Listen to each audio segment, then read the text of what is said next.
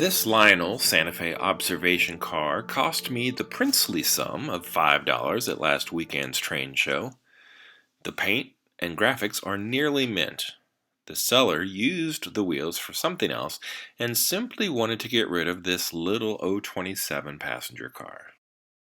I don't really have much in my collection decorated for Santa Fe, but $5 is lunch at Wendy's, so what the heck? A different seller at a different train show basically threw in two of these yellow gondola cars when I bought a locomotive for $25. I really hate yellow plastic, but the wheels should work just fine with the observation car.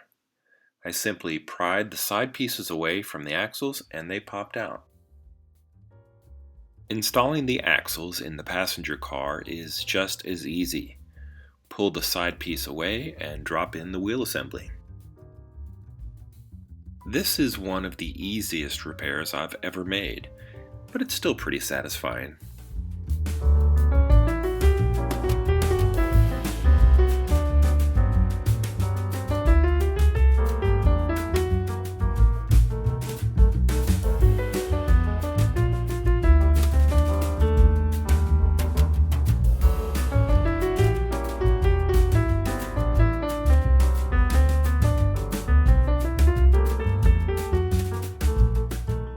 The rear trucks have a pickup roller for the interior lighting and a thin brass strip that is under tension against an axle to complete the electrical circuit.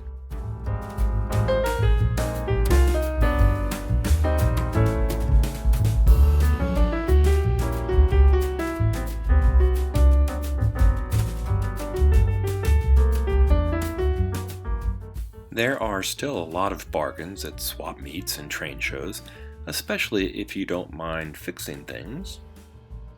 If you enjoyed this video, please like and subscribe.